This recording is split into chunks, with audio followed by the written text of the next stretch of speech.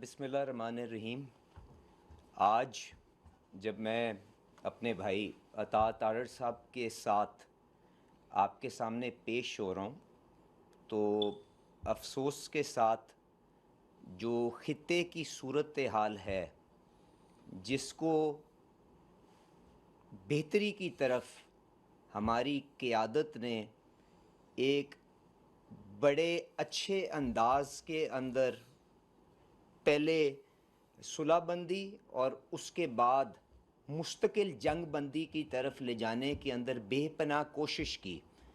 ख़ास तौर पे वज़ीर आज़म शहबाज शरीफ साहब और फ़ील्ड मार्शल आसिम मुनीर साहब, उनकी काविशों के बावजूद एक दफ़ा फिर जंग बढ़ती हुई ख़ित्ते के अंदर नज़र आ रही है।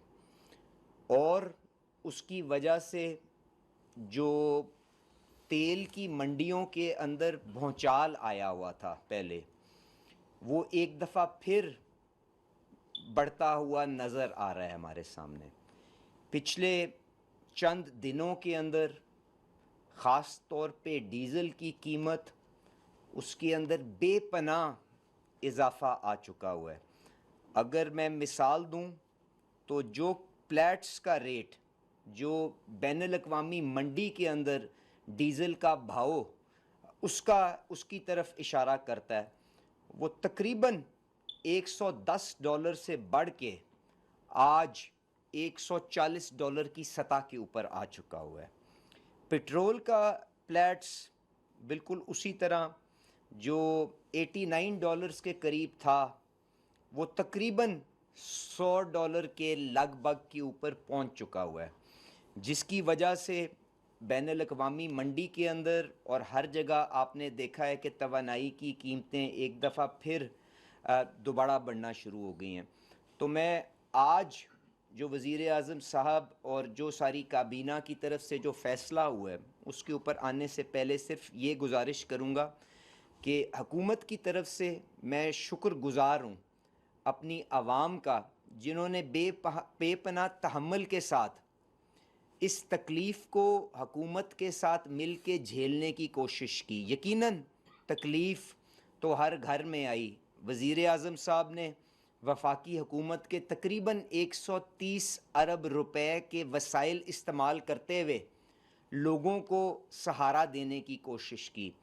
सदर ज़रदारी साहब की मदद के साथ, सारे सूबाई वज़राए आला की मदद के साथ टारगेटेड सब्सिडी का प्रोग्राम 130 अरब के बाद कई 100 अरब से उसको आज भी जारी रखे हुए हैं हम। उसके बावजूद भी यकीनन तकलीफ़ आवाम के अंदर मौजूद है। इसलिए जो आज फ़ैसला किया गया है वो ये है कि इस सारे निज़ाम के अंदर किस तरह से आपको शफाफियत और लानी है, ताकि लोग अपने तौर पे ख़ुद समझ सकें कि क्यों कीमतों का बढ़ाना नागुज़ीर है। और अगर हम वही काम करें जो 2022 में एक हुकूमत ने किया था, तो उसकी कीमत किस तरह से आवाम को महंगाई की शक्ल के अंदर साल हा साल झेलनी पड़ती है।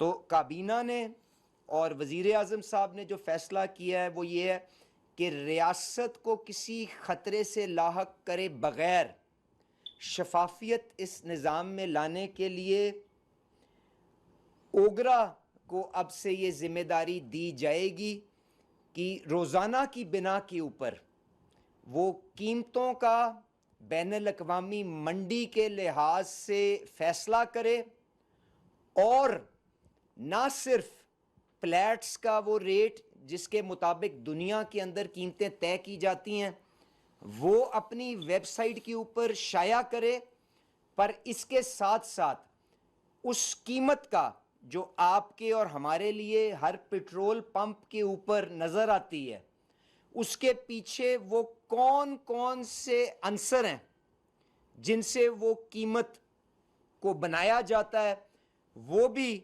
ओगरा को कहा गया है कि आवाम के सामने पब्लिश करा करे, ताकि लोगों को पता चले कि ये कितना नागुज़ीर है कि हम इस मामले को आगे शफाफियत के साथ लेके चलें, और जो फैसला कर रहे हैं तकलीफ दे ज़रूर होगा, पर किस तरह से वो रियासत को मजबूत करने के लिए लाजिम था। इसके साथ साथ एक बात और जो मैं अताज साहब से इजाज़त लेके करना चाहूँगा कि बहुत सी गुफ्तगू होती है कि शायद हुकूमत ने लेवीज़ का बोझ बढ़ाते हुए अवाम को, जो शहबाज शरीफ साहब ने वादा किया था कि सारे का सारा गिरावट का फ़ायदा अवाम को हम मुंतकिल करेंगे, कहीं उसको रोका हुआ है। तो मैं आपसे ये गुजारिश करूँगा, हुकूमत अपने उस वादे पे आज भी कायम है। जिस तरह से डीज़ल की कीमत 520 रुपए से गिरा के आज 300 के बैंड के अंदर मौजूद है, उसी तरह पेट्रोल की कीमत के अंदर भी एक बड़ी गिरावट 70-80 रुपए की आपने देखी है जब बैनुल अक़वामी मंडी में आई, वो मुंतकिल की गई। पर जहाँ तक लेवी का मामला है, जो आपके बैनुल अक़वामी मुआहिदों के तहत आपको अपने बजट के लिए आगे लेके चलनी है, तो मैं जिम्मेदारी के साथ आपको ये भी गुजारिश करता हूँ कि जंग से पहले 27-28 फरवरी को जो पेट्रोल के ऊपर लेवी और कार्बन सपोर्ट लेवी जो उसकी सतह थी, पेट्रोल के ऊपर भी और डीजल के ऊपर भी, आज भी वो सतह जो हमारी कीमत के अंदर है उससे कहीं कम है, और उसके अंदर जो मुआहिदों से बढ़ के किसी किस्म का कोई इजाफी बोझ आवाम के ऊपर नहीं डाला गया। तो शफाफियत भी और जो इनडायरेक्ट टैक्सेशन के ऊपर बोझ कम करना, दोनों अमल के ऊपर हुकूमत आगे चल रही है और शफाफियत भी लेके आ रही है, और हुकूमत को इस निज़ाम से बाहर निकाल के रेगुलेटर जिसकी जिम्मेदारी है कि सारे शराकतदार, कंज्यूमर भी, हुकूमत भी और ऑयल सेक्टर के बारे में भी मुफादात को बैलेंस करे और शफाफियत के साथ उसको आगे लेके चले। और इसके साथ साथ जो एक बड़ी चीज़ हमने देखने में आई है वो ये है कि जिस शोबे से हुकूमत ने अपना रोल महदूद किया है उसके अंदर हमेशा आवाम के लिए बेहतरी आई है।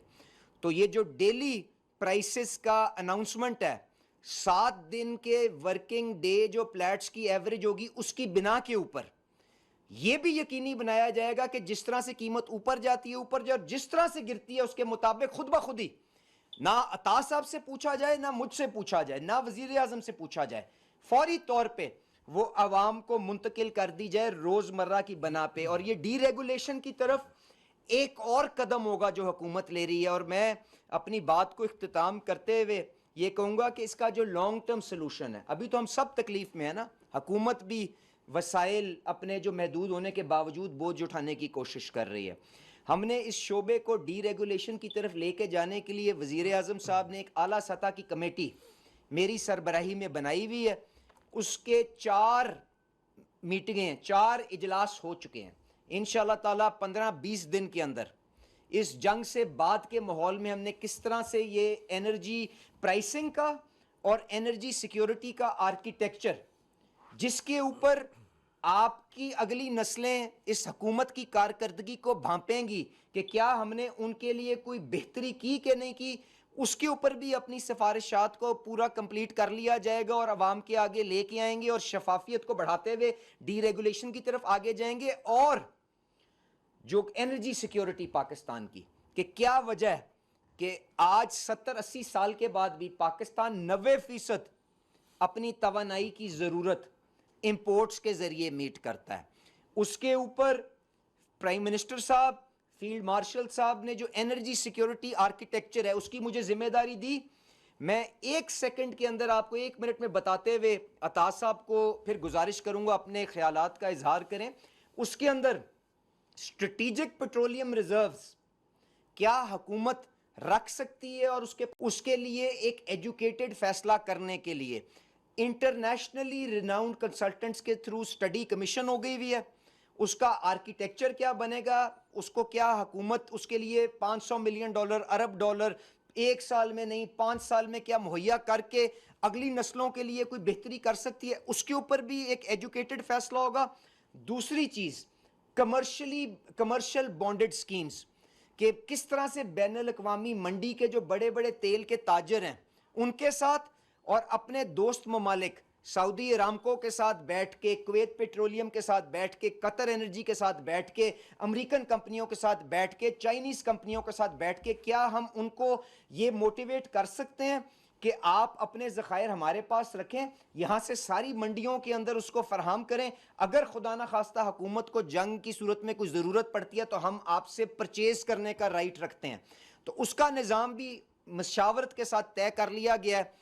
काबीना के अंदर अगले हफ्ते वो समरी भी चली जाएगी और उसके ऊपर भी आप देखेंगे पेशरफ्त होगी। इसके साथ साथ बैनुल अक़वामी हमने मकामी तौर पे हमने अपनी तेल और गैस की दरियाफ्त को बढ़ाने के लिए क्या किया है।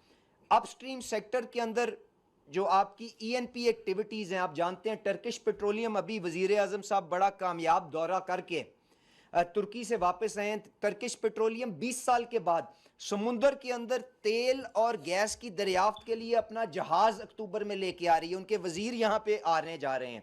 इसके अलावा IMF के साथ सर्कुलर डेट जो इस हुकूमत में जिसको ख़ात्मा कर दिया था, पर क्योंकि पहले ये एक बीमारी हमारे कंधों पे लाद दी गई है, उसको किस तरह से रिजॉल्व करके ईएनपी कंपनीज को पैसे देने हैं कि वो अपना काम और तेज़ी से कर सकें, उसके ऊपर भी काम हो रहा है। रिफाइनरी अपग्रेड पॉलिसी कि हम हर किस्म का तेल इस्तेमाल करके, खाम तेल इस्तेमाल करके बैनुल अक़वामी मंडियों के कंपेरेटिव कीमतों के ऊपर आवाम को मुहैया कर सकें, वो पॉलिसी भी कैबिनेट कमेटी ऑन एनर्जी में चली गई है, उसके ऊपर भी जल्द फैसला हो जाएगा। इसके साथ साथ गैस के शोबे के अंदर अनबंडलिंग के लिए क्या कर रहे हैं, ऑयल मार्केटिंग कंपनीज को किस तरह से कंसोलिडेट कर रहे हैं, और आखिर में कि किस तरह से अपने मुल्क का जो इंतज़ामी ढांचा इंफ्रास्ट्रक्चर है उसको किस तरह से बेहतर बनाना है, उसके ऊपर भी काम हो रहा है। तो इंशाल्लाह ताला बेहतर अंदाज के अंदर आगे लेके चलेंगे ताकि तारीख इस हुकूमत को अच्छे अल्फाज के साथ याद करे। अगर वक्ती तौर पे छोटी मोटी कोई तकलीफ आई भी है उसको हम मिल के पेटी कस के जिस तरह ऑस्टेरिटी के ज़रिए बाकी मामलात के ज़रिए इस टाइम को निकाल लेंगे, पर यकीनन तारीख के अंदर जो काम वज़ीर आज़म शहबाज शरीफ साहब और फील्ड मार्शल आसिम मुनीर साहब करके जाएंगे, इंशाल्लाह ताला वो उसके ऊपर तारीख उनको अच्छे अल्फाज से याद करेगी।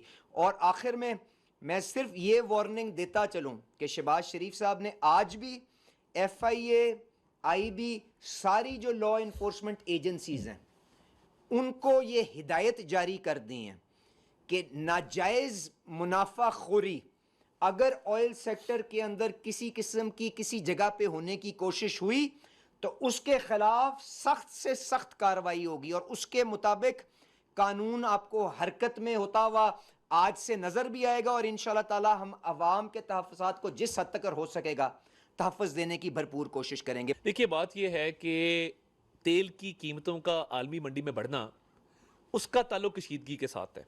और कौन सा मुल्क है जो कशीदगी को कम करने की कोशिश कर रहा है, वो पाकिस्तान है।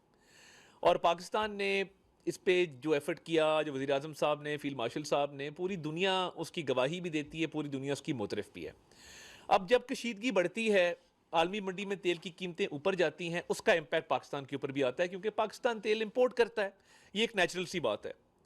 इस हवाले से जब पूरी दुनिया में, जब कशीदगी अपने उरूज पर थी और पूरी दुनिया में तेल की शॉर्टेज थी और दुनिया के बहुत सारे तरक्की याफ्ता ममालिक उनमें लाइनें लगी हुई थीं, उनके अंदर तेल मिल नहीं रहा था, तो पाकिस्तान में अल्हम्दुलिल्लाह वज़ीर आज़म साहब ने टाइम से पहले इजाफी ज़खायर का बंदोबस्त किया और स्ट्रेट ऑफ हुर्मुज़ के बाहर से, और ये ब्रीफिंग देते रहे अली परवेज़ साहब के यम्बो सऊदी अरेबिया में, फुजैरा UAE के अंदर, वहाँ से जो है वो कार्गोज़ मंगवाए गए और ये इंश्योर किया गया कि पाकिस्तान के किसी शहर, किसी कस्बे में पेट्रोल और डीजल की किल्लत नहीं हो। और बहुत सारे ममालिक वो राशनिंग की तरफ गए।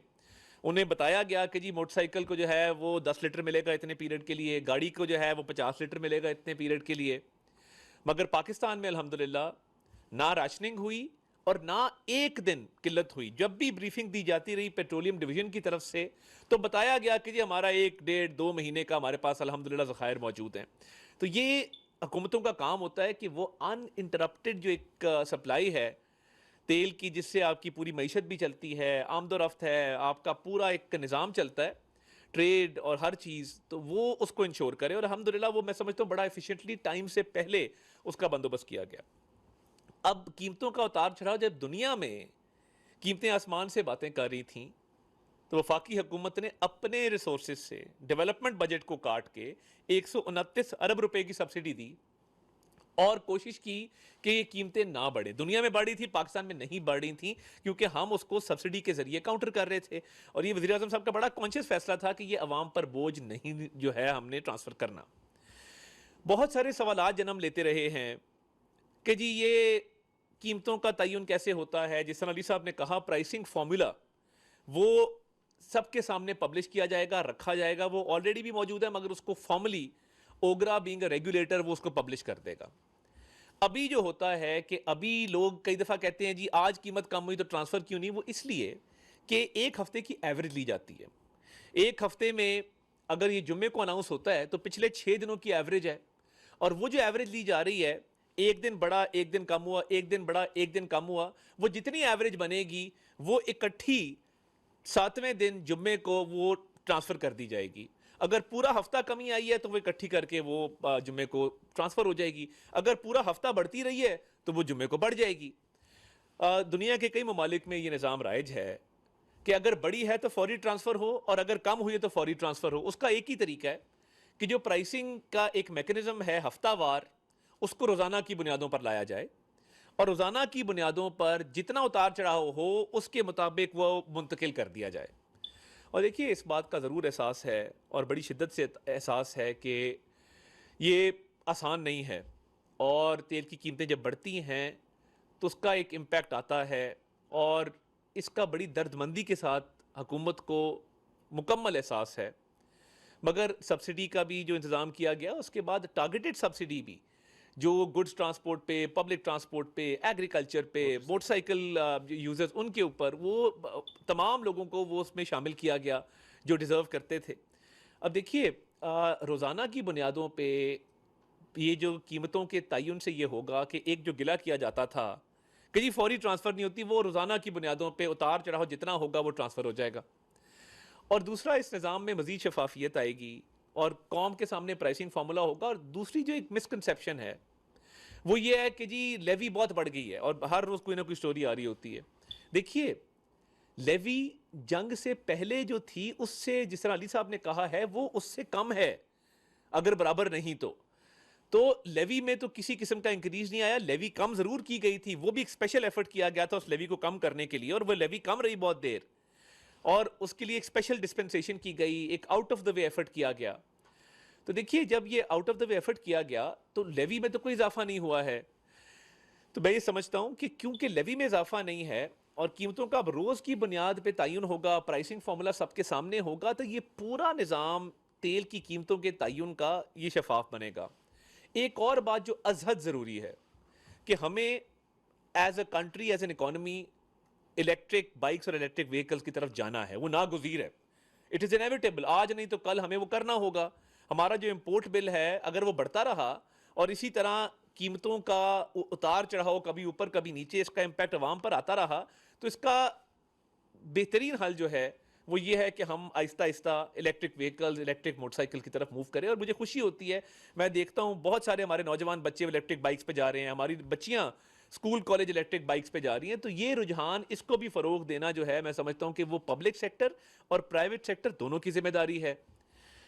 एक और मिसकंसेप्शन पाया जाता है कि जी बड़ा मुनाफा कमाया ऑयल मार्केटिंग कंपनीज ने।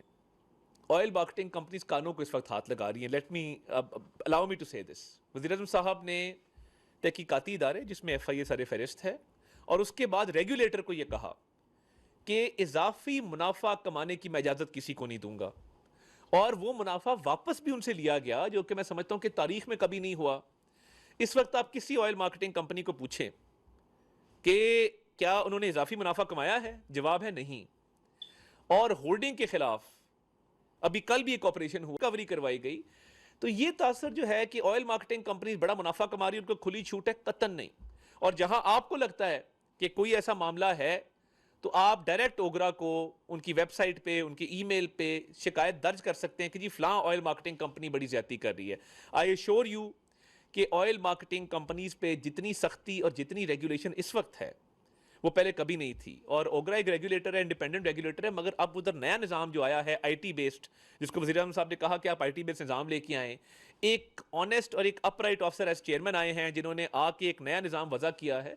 तो ओगरा भी अपना काम जो कर रहा है कि कोई इजाफा ना हो, कोई इजाफी मुनाफा ना हो, किसी किस्म की ज़ख़ीरा अंदोज़ी ना हो, उसके लिए पूरा निज़ाम मुतहरक है और किसी को इजाज़त नहीं दी जाएगी कि वो ज़ख़ीरा अंदोज़ी करें या वो आर्टिफिशली कीमतों को इन्फ्लेट करें या वो इजाफी मुनाफा कमाएं। देखिए, बिजनेस करना, मुनाफा कमाना हर किसी का हक है, कॉन्स्टिट्यूशनल राइट है, मगर क्राइसिस का फ़ायदा उठाते हुए अगर मुनाफाखोरी की जाए, ज़ख़ीरा अंदोज़ी की जाए, वो जिस तरह एक्शन पहले भी किया गया है अब भी किया जाएगा।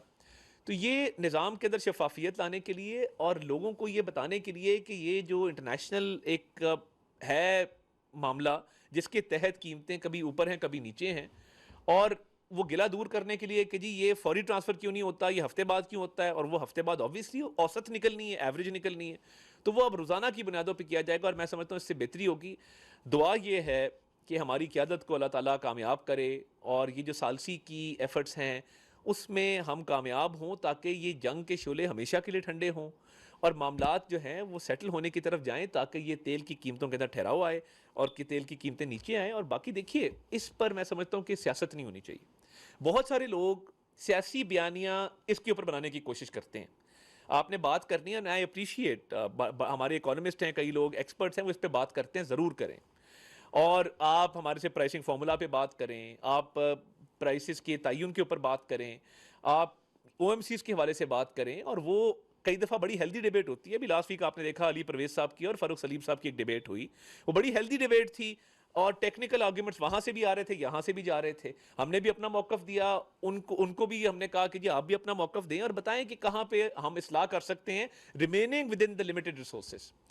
तो मैं आपका शुक्रगुज़ार हूँ, आपने तहम्मुल से हमारी बात सुनी।